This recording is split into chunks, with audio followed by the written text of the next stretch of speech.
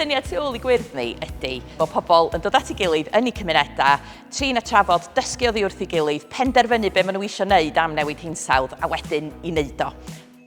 Da ni wedi bod yn gweithio hefo ysgolion yn ardaloedd Gwyrddni a wedi bod yn tynnu ymarferwyr creadigol i mewn i weithio efo'r plant, i plant cael canfod eu llais a penderfynu be maen nhw eisiau deud wrth eu cymunedau nhw am newid hinsawdd. Mae'r plant wedi bod yn fywiog, wedi bod yn frwdfrydig ac yn llawn dychymyg efo'i syniadau. Da ni wedi cael gweithdy, creu eitemau newyddion, yn creu dramau bach, ac hefyd yn meddwl am y sloganau sy'n bwysig iddyn nhw i'w rhannu hefo'r gymuned.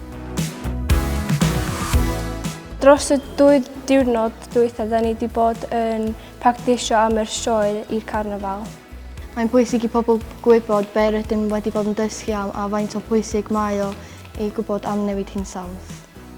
Rydym yn edrych ymlaen i perfformio yn y carnifal.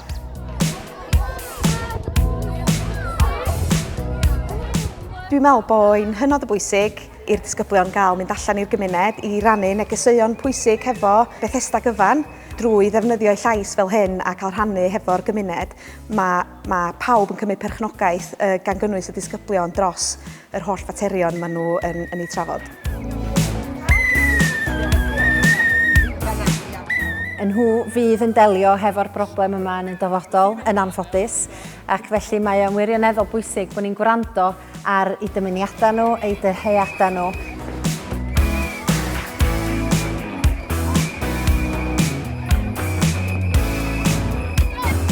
Mae cyfathrebu rhywbeth yn greadigol yn drawiadol iawn hefyd yn dydi, a mae o'n gwneud o'n haws i bobl gwrando ar os lwciwch chi a dallt y neges yna. Dwi'n ofnadwy o falch o beth mae'r disgyblion wedi gallu cyflawni yn y carnifal heddiw.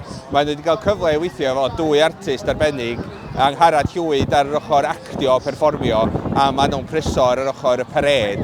A maen nhw wedi gallu creu fflôt trawiadol iawn i'r pared sydd wedi gallu lledaenu neges o flaen y cannoedd o bobl oedd ar stryd Bethesda heddiw. Llai o plastig yn y môr, mwy o anifeiliaid! Gobaith byd gwyrdd! Mae blwyddyn 8 wedyn wedi gallu perfformio yn y carnifal eto o flaen gymaint o bobl, a dwi'n meddwl bod nhw rili wedi cael effaith a wedi gallu cychwyn trafodaeth yn eu cymuned.